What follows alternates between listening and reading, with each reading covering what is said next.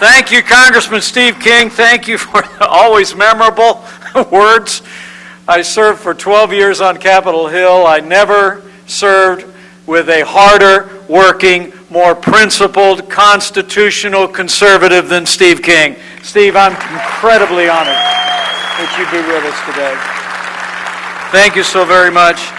Karen and I, thank you all for coming out today for this town hall and a conversation. I have a few things I want to share, get off my chest before I get to what's on your mind. But let me tell you, it's just been a few short weeks since I stepped to a podium, profoundly humbled and honored, and accepted my party's nomination to run and serve as the next Vice President of the United States of America. And I have to tell you, I accepted this invitation in a heartbeat. I accepted it in a heartbeat. It was 11 o'clock at night on a Wednesday night. My wife at my side, and the phone rang, and that familiar voice was on the other end of the phone, if you can imagine that. And I don't remember the exact words, but I do remember him saying, "It's going to be great." But I said yes in a heartbeat because you have nominated a man for president who never quits, who never backs down. He is a fighter. He's a winner, and until very recently it seemed like he was out there all on his own. But now this movement is united. Our people are united, and we're going to elect Donald Trump as the next president of the United States of America.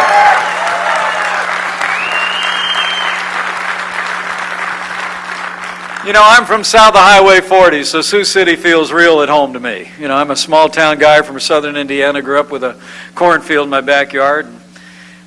Pretty plain-spoken people were the people I was raised with. And there's no other way I can describe it, having gotten to know this good man and his family, other than to say, Donald Trump gets it, right? I mean, he understands the aspirations and the frustrations of the American people more than any other American leader in my lifetime since Ronald Reagan. I truly believe that. He's a doer. He's a doer in a game usually reserved for talkers, and when Donald Trump does the talking, he doesn't go tiptoeing around 1,000 rules of political correctness that are laid in the way of men and women that are trying to make a difference for America. He just says it like it is, and the American people are standing with him. You know, it's kind of funny to watch, though. The funny thing is, you know, the party in power just doesn't seem to know what to do with this guy. And of course, I'm referring to the media, right? But I mean, you think about it, the Democrats and the media, they all keep telling each other, you know, the usual methods are going to work, right? Something else comes up and they say, now we got him, all right? They keep thinking they finally done him in. And then they wake up the next morning, turn on the television, and Donald Trump is still standing stronger than ever before and fighting for the American people and fighting to make America great again. And, you know, I think it comes not from a career of building a global business, but having gotten to know this good man and his family, far off the campaign trail, as Karen and I and our kids have had a chance to do. I think it's because that while he's led a global business and built skyscrapers to the clouds, he's done it standing shoulder to shoulder with the men and women who do the work. I mean, to see him at his place of business, you see that the ground is level around Donald Trump. I mean, he spends as much time talking to the people that are grooming the lawns and laying the bricks as he's talking to the other CEOs and the other executives. I mean, the truth of the matter is Donald Trump has never forgotten the people of this country who work with their hands, who grow the food, who build our roads and our bridges, who tend to our sick, who teach our kids. And most importantly, he has never and will never forget the men and women who serve on the thin blue line of law enforcement in this country. Can we show the law enforcement officers here who are present with us today how much we appreciate all that they do to protect our families?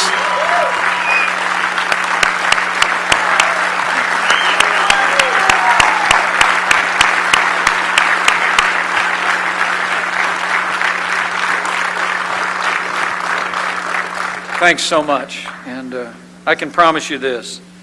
as the Chief Law Enforcement Officer of the United States of America, a President Donald Trump will support our law enforcement community with the resources they need to protect our families and go home safe to theirs. He will fight every day as president to restore law and order back to the streets and neighborhoods of every city and every town in America.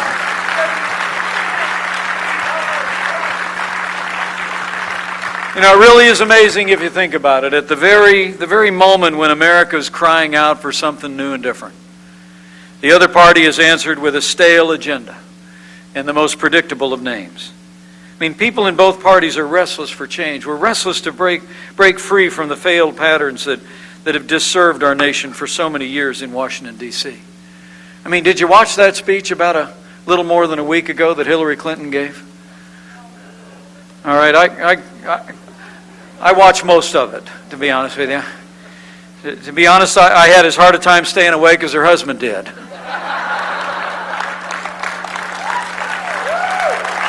Is that all right? I mean, seriously, it wasn't just that it was kind of long and it was kind of late. It was that it was the same old, wasn't it? I mean, the same policies that for the last 7 years have weakened America's place in the world and stifled America's economy. Hillary Clinton announced that she wants to keep it going the way it's been going. I mean, it really is incredible. With the weakest recovery since the Great Depression, okay? With the lowest labor force participation rate since the 1970s, with nearly 7 million more Americans living in poverty than 7.5 years ago, Hillary Clinton announced plans to raise taxes by $1.3 trillion, likely to cost 300,000 jobs, according to experts. It's going to increase spending by a minimum of $3.5 trillion.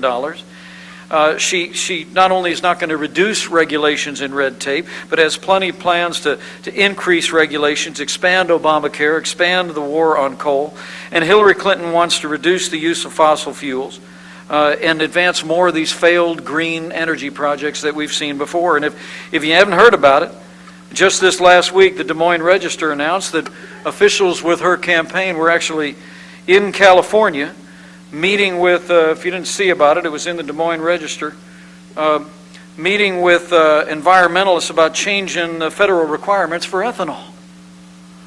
I mean, Chuck Grassley pointed out that this California ideal, the low carbon fuel standard, is simply, in his words now, an invention of those who belittle the carbon benefit of traditional corn ethanol using scientifically questionable rationale.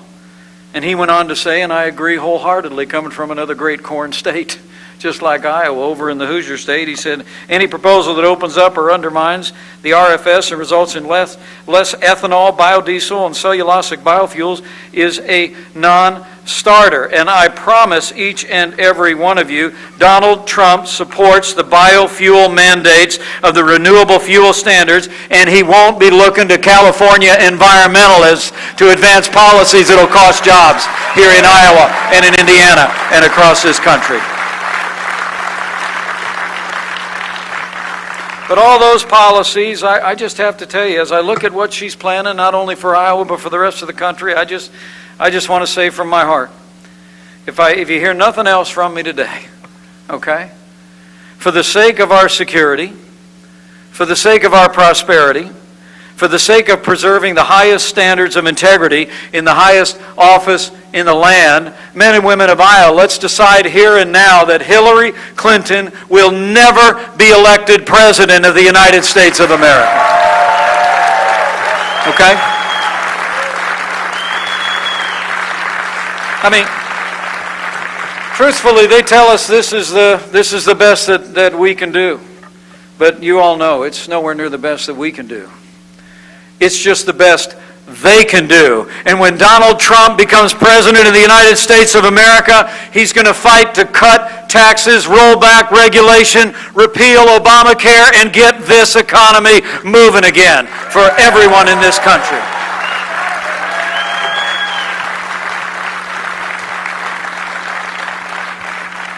We were just in Detroit this morning. Believe it or not, that's the kind of life I'm living now. Lunch in Detroit, afternoon in Sioux City and all over the country. But I was there today, and I want you to look at the news tonight because Donald Trump went before a storied gathering. It's called the Detroit Economic Club, and he laid out an economic agenda that will get this economy moving again. Tax reform, regulatory reform, trade reform, and energy reform. On the tax front, Donald Trump today outlined plans to simplify taxes for everyone, to streamline deductions, to lower taxes across the board, to lower marginal income tax rates, reduce income taxes dramatically, make child care fully deductible, and end death taxes once and for all for every American. And here in a country where we have one of the highest corporate tax rates in America today, Donald Trump talked about lowering the corporate tax rate to 15% so that businesses, large and small, startup businesses can compete here in Iowa, compete in America, and compete with the world.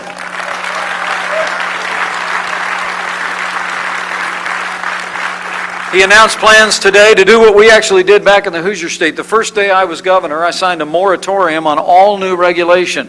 And today, Donald Trump cited that favorably and said when he becomes president on day one, he will sign a moratorium on new federal red tape and work to roll back the EPA's Clean Power Plan, the Waters of the United States rule, and end the war on coal once and for all.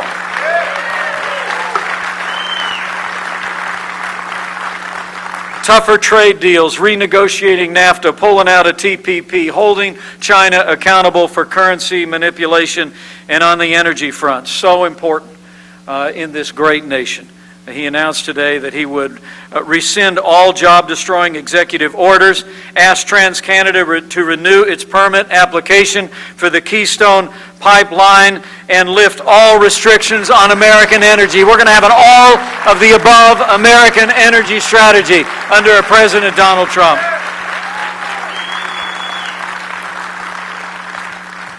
Now, President Obama was heard from last week on this topic. Seems like he's had a lot to say about the presidential campaign. Last week, he actually said that my new boss was, quote, woefully unprepared to do this job. Well, honestly, I mean, President Obama, I got to admit, he would know a lot about what it is to be woefully unprepared to be president of the United States of America. But what bothered me is he went on to say that Donald Trump lacks the basic knowledge of critical issues, that he, in effect, lacks the judgment to be president of the United States. And I just have to tell you, Steve King and I served on that Judiciary Committee together. I also served for more than a decade on the Foreign Affairs Committee. I watched the hard-fought gains of American soldiers in Afghanistan and Iraq, and I watched the judgment of this administration of Barack Obama and Hillary Clinton squander those hard-fought gains. It's extraordinary to think about it. 7.5 years of Barack Obama and Hillary Clinton's leadership on the world stage has weakened America's place in the world. You see terrorist attacks inspired at home and against our allies abroad. Even in this last week, another attack in Belgium, and last week a Catholic priest laid to rest, murdered by ISIS terrorists in the very pews of his own church. An attempted coup in an ally, a map of the wider Middle East that is almost unrecognizable from the day that Barack Obama was sworn in as president. For all the world, it looks like the world is spinning apart. History teaches us that weakness arouses evil. And I truly do believe that Hillary Clinton and Barack Obama's foreign policy of leading from behind, moving red lines, feigning resets with Russia, the rise, rule, and reign of ISIS are a testament to this truth of history. And then we just found out last week, after that disastrous agreement with the radical mullahs in Iran that transferred $150 billion with illusory promises from them about a nuclear program. Then we found out that on the very same day that 4 Americans were released, this administration authorized the delivery of $400 million in currency. And the administration says it wasn't a ransom payment. Well, let me promise you this. When Donald Trump is the leader of the free world, America won't be paying ransom to terrorists. Terrorists and their sponsors will be paying a price for threatening or detaining or harming the people of the United States of America.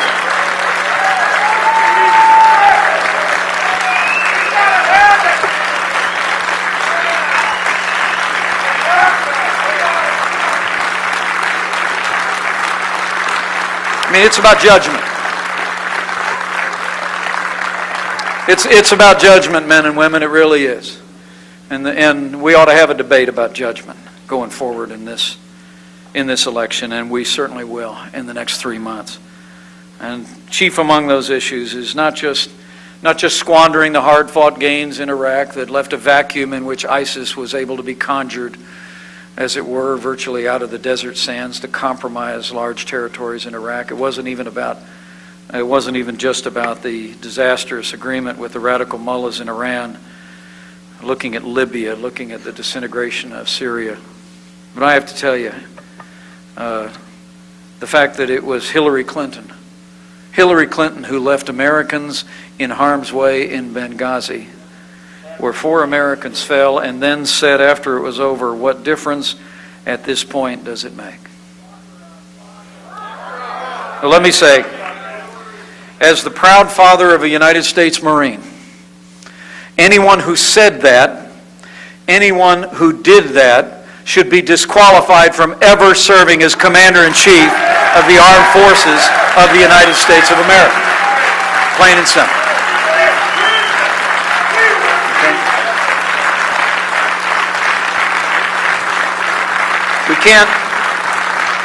We just can't have 4 more years apologizing to our enemies and abandoning our friends. America needs to be strong for the world to be safe.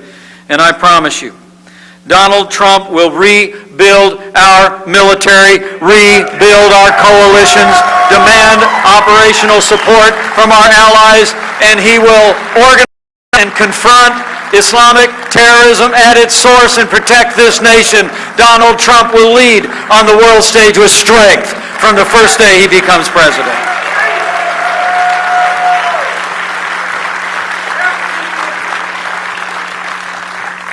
You know, I got to be honest with you, as I've traveled around the country in the last few weeks and back in the Hoosier State, I can't help but feel like the sense of this moment is that the American people are just tired of being told.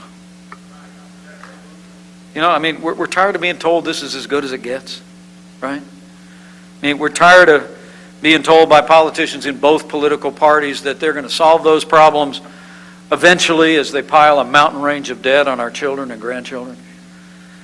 And we're tired of being told, as Ronald Reagan used to say so well, tired of being told that a little intellectual elite in a far distant capital could plan our lives better for us than we can plan them for ourselves.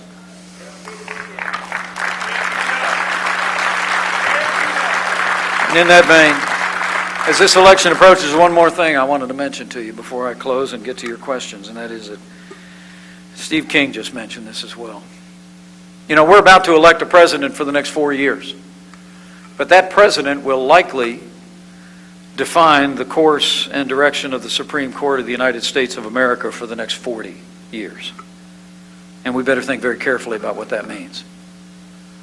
I mean, you got one of my favorite constitutional conservatives sitting back here.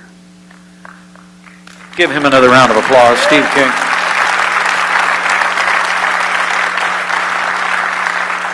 Steve just mentioned it to you. The next president of the United States could appoint 1 to 3 justices to the Supreme Court. I mean, elect Hillary Clinton and you better get used to more unelected judges using unaccountable power to take unconstitutional actions, plain and simple. So let me say, and I know I speak for this guy back here, for the sake of the rule of law, for the sake of the sanctity of life,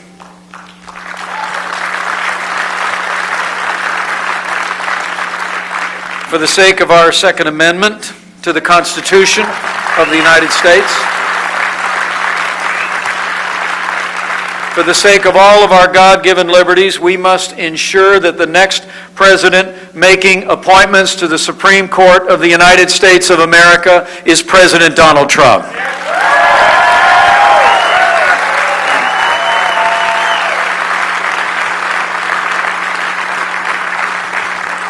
Donald Trump believes in the freedoms that are enshrined in our Constitution, and he'll fight for them.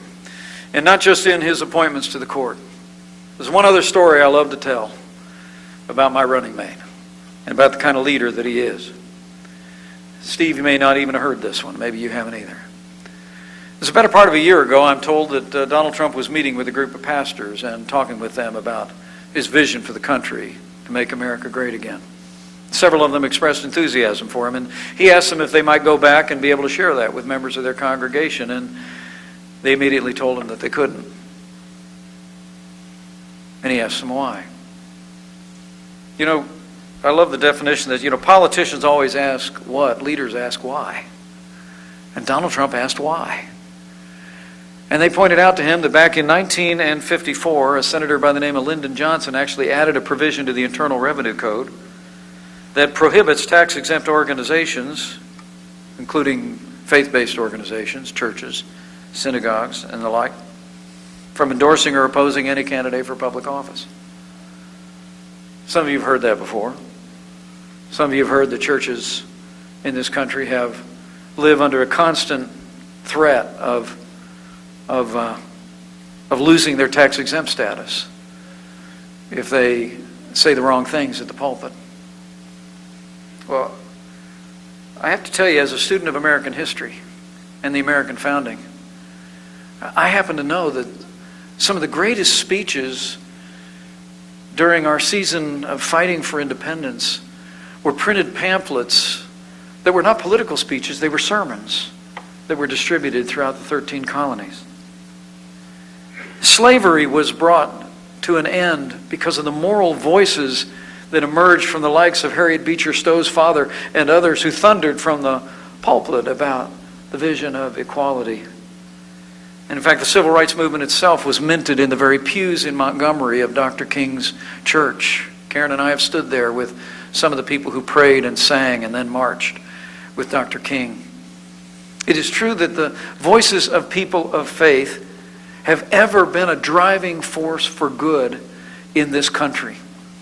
So I couldn't be prouder to tell you that a few short weeks back, for the first time in the history of the Republican Party, our platform includes a commitment to repeal the Johnson Amendment and take the restraint off communities of faith to be able to exercise the freedom of speech in this land of the free.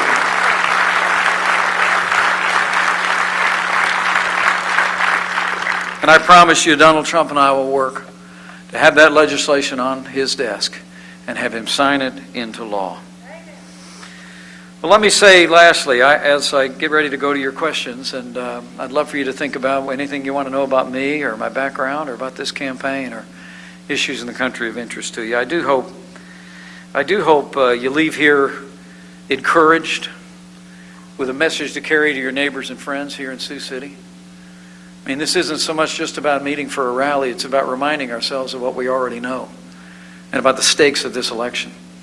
This really is a very simple choice. It's a choice between change and the status quo. It's a choice between failed leadership and renewed leadership. When you look up that speech that Donald Trump gave at noon today over in Detroit, you're going to hear the kind of a bold vision for a growing American economy, the likes of which I don't think we've really heard since about 1980. And so get ready for it. But I hope you also leave here today and encouraged, if you're so inclined, to avail yourself of the strength that it takes to give voice to our values. You know, Steve gave me a nice introduction. I'm going to take him on the road. He was pretty excessive today. But he knows the introduction I prefer is a little shorter. I'm a Christian, a conservative, and a Republican in that order. I do hope you leave here today. I do hope you leave here today convicted about finding a neighbor and a friend and getting involved and donating some time and going to work, because Iowa is going to loom very, very large in the destiny of this election and the destiny of this country. Okay? But I also hope, if you're anything like Karen and me, that if you occasionally bend the knee, that you do that in these troubled times, these challenging times at home and abroad, because I still believe with all my heart that what's been true for millennia is still true today, that if his people who are called by his name will humble themselves and pray, that he will again hear from heaven and he will heal our land.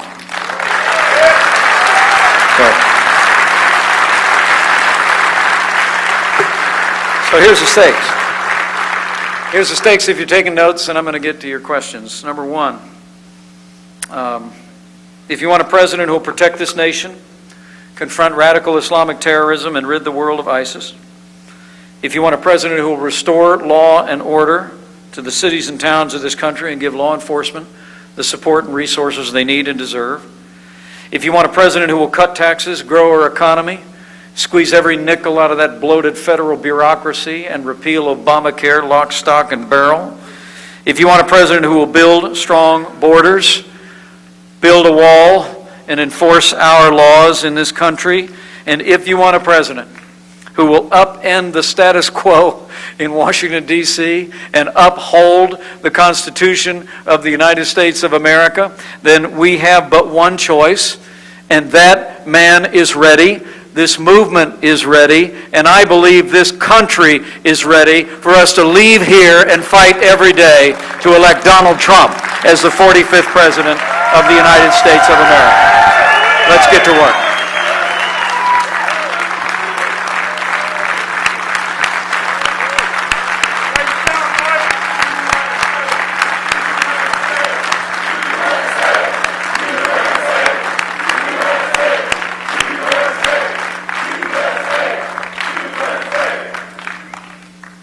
Thank you all. I think this is on now. Is this on? Good. Thanks for letting me get that off my chest. I really do think it's important that we take some time to remind ourselves what we already know, because we got 3 months to go.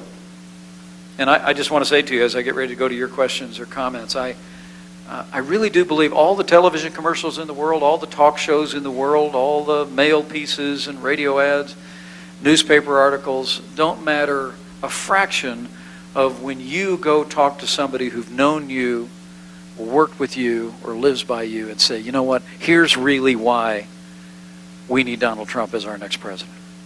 And so I hope you leave here today with that burden and go out and share that story with passion and sincerity. Go ahead. And I'd love to hear the first name, and you can slip your hand in the air if you've got a question or comment. So we've got Gerald here in the front. He's a veteran, and he's got a question for you, Governor Pence. How about a round of applause for all of our veterans who are with us today? Would our veterans please stand up? Stand up or raise your hand if you're otherwise able. Let's give a big round of applause for Gerald and all of our veterans who are with us today.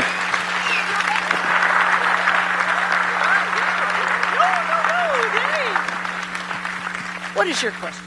Thank you all for your service. Yes, sir. Let's make sure it's on. Governor, is this on?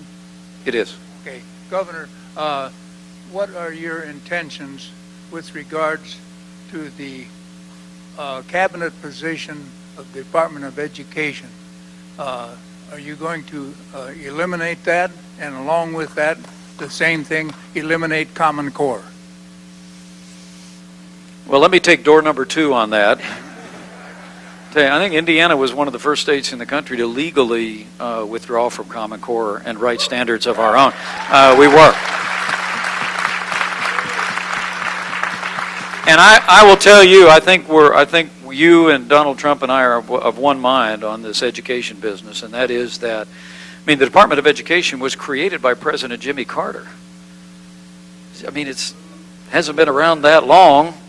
And I'll tell you what, Donald Trump and I believe education is a state and local function that ought to be controlled by parents and teachers and administrators right here in Sioux City. And also, let me tell you, he mentioned it, Donald Trump mentioned it here today. We are going to be passionate about this point. Donald Trump, I'm proud that Indiana has the largest school voucher program in the country, and Donald Trump is going to fight to open educational choice opportunities for every American child, regardless of your income or your area code. He's just got one more thing. Yes, Governor, when you have the opportunity to see my very good friend and fellow patriot, Jim Thomas. Would you tell him hello from the old I will. geezer from Iowa? I will. Appreciate your question. Thank you. Senator Thomas is a great guy. Did Good. you have I will one? tell him hi for you. Yes. We have another veteran who's got a question. Yes, sir. Well, I'd like to make a statement first. Please. We've had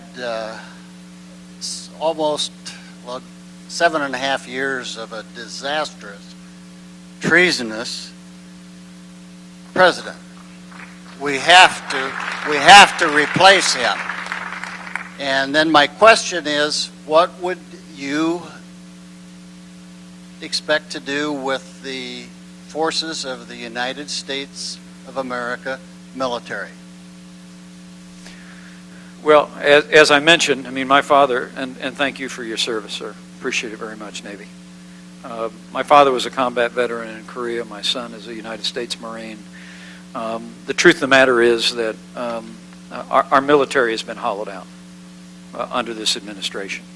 And I promise you, and it's one of the reasons I think why I see so many veterans at Trump rallies and why I see so many active duty servicemen and women who are joining us, because people know, first and foremost, as Commander-in-Chief, Donald Trump is going to rebuild the arsenal of democracy and rebuild the American military from the ground up. And we're going to be telling that story. We're going to be telling that story. I was just talking to some folks who are familiar with these issues out in California and Miramar, and the number of planes that we've got aircraft and maintenance that's borrowing from one plane to another because they don't have the resources, they don't have the funding. It's a story to tell.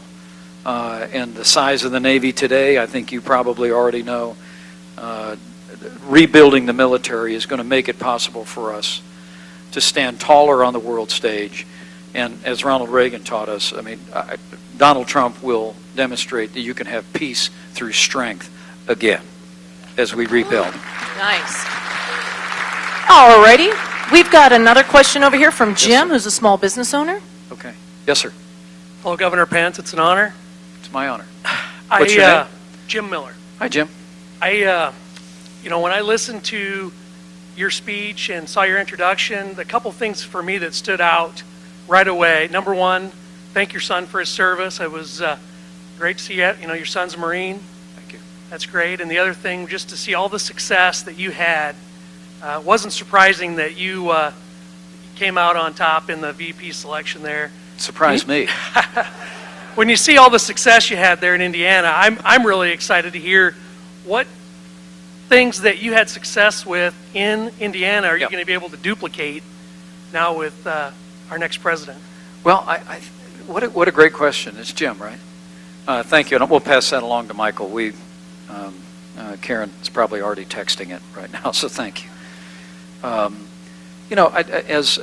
one, I really meant it. There were a great number of extraordinary men and women who were considered for this position, and I was very humbled to be on the list, and couldn't begin to express how honored my family and I are at this opportunity. But I think one of the reasons I think you'd have to ask him directly that informed Donald Trump's invitation for us to join this team had to do with what we've done in Indiana. And the reason I say that is because so many times he's constantly, we're Hoosiers, we're a little bit like people from Iowa. I mean, we don't toot our own horn, too much. We're kind of modesty's in our DNA, you know what I'm saying?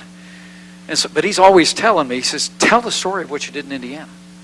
Because in Indiana, about 10 years ago, Indiana found ourselves in a position of a lot of other kind of failing states across the Midwest. It was a little more than 10 years ago, but we were hundreds of millions of dollars in debt. Taxes were too high. Our schools had gone unreformed for a generation. Infrastructure had been neglected. And then we just took a decisive step in the direction of common sense conservative principles, putting them into practice. And my predecessor managed to put our fiscal house in order, so I was able to arrive as governor and begin to take that race car around the track, and so we did. From the time I became governor, we had a moratorium on all new regulations. in the state of Indiana to roll back red tape on small businesses. Donald Trump announced today he's going to do that on day one when he becomes president of the United States. My first year in office, I signed the largest state tax cut in Indiana history, and we've managed to cut taxes every single year that I've been governor, $3.5 billion in tax relief. Which, I mean, I love the idea of people keeping more of what they earn, but here's the other part of it. We also, in that same period of time, Jim, we have the largest increase in education funding in a single budget in Indiana history. We've invested more than $2.5 billion in our infrastructure in the state. And beyond all of that, we still have one of the healthiest balance sheets in the country, a AAA bond rating, and a record surplus and reserve in the state of Indiana. And most importantly, there's more Hoosiers going to work than ever before in the 200-year history of the state of Indiana. And what I can tell you is that's exactly the kind of no-nonsense leadership and results that Donald Trump and I are going to bring to the White House, okay? It's simple. It's live within your means, let people keep more of what they earn, invest in the ways that can support a growing economy and a well-educated people, and take 3 steps back, and the American people know how to prosper, right? So it's worked. We call Indiana a state that works, and Iowa's got a state that works as well, with your great governor Terry Branstad. But get ready to see a lot more of that at the White House with Donald Trump. Thank you. Yes, over here. All righty, and we have Larissa over here from Sioux City. She's got a question for you. Hi, what's your name? Larissa. Larissa, hi. Hi. What's your plans with the railroad? Because there's currently 5,000 layoffs alone, and that's just because Obama's not for coal. So what's your plans with the railroad? And do you plan on using the railroad retirement to pay off national U.S. debt? Well, that's a fresh question for me. And you related the railroad issue to coal? Yeah, railroad to coal, transportation, and the rest. Let me get your email and see if I can get you a more detailed answer about what the policies of the Trump campaign might be at this point, or things that our candidate has said about railroad infrastructure in particular. But look, I'd say 2 things about it. Number one is, in very broad terms, in America we do 3 things particularly well. We make things, we grow things, and we move things, right? Okay? And so making sure that we continue to be a country that creates things. Take a look at Donald Trump's speech today. You're going to hear about a number of policy proposals that are all designed about seeing jobs created here in this country again, manufacturing coming back in this country again through tax reform, regulatory reform, smarter and tougher trade deals, and energy. The other piece of that, though, is to be able to move things, we've got to continue to invest in our infrastructure in this country, and that's pavement, roads and bridges, it's air, it's rail. And today, Donald Trump alluded to that, and you're going to see more detail about the infrastructure plan that's going to be coming forward. With regard to the relationship with coal, Indiana, southern Indiana is a big coal state. I'll just promise you, Donald Trump is going to end the war on coal on day one of his administration, and we're going to free up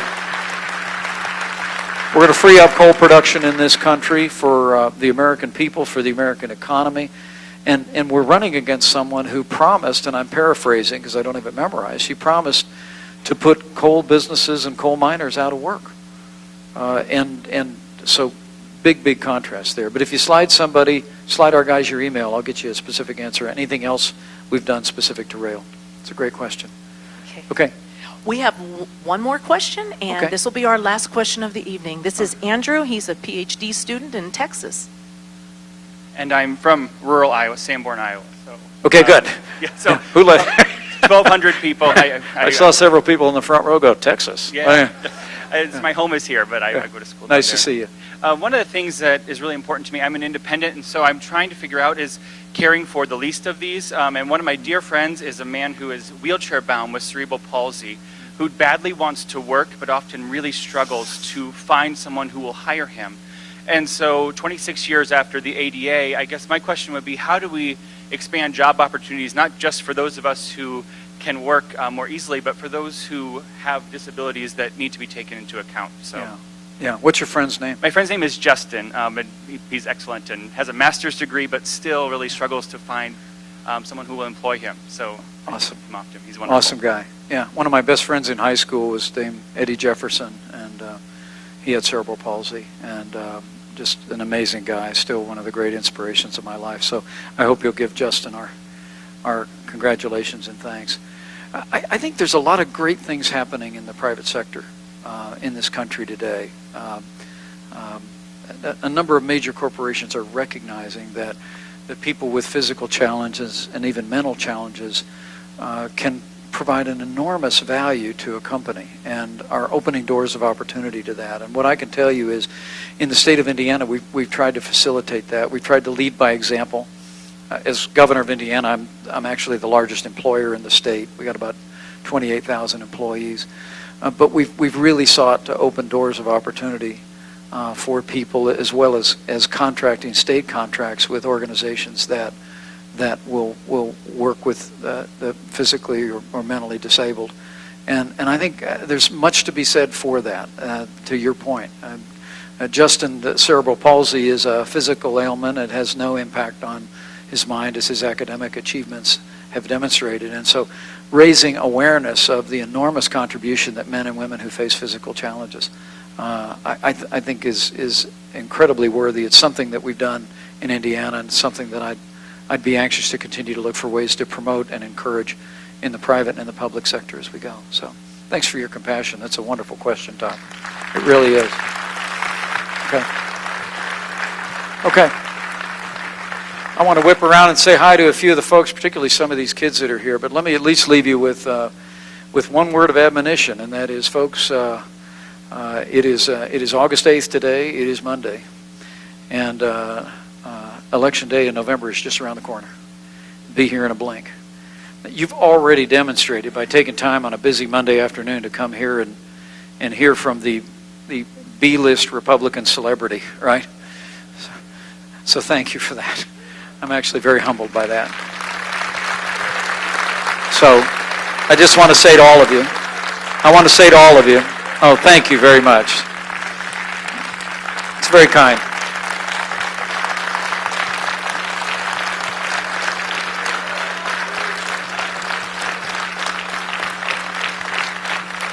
I want to say to all of you, while you're standing, I won't make you sit down again. It's just leave here today with a burden on your heart to go find a friend, go find a neighbor, go send an email, go send a text and say, you know what?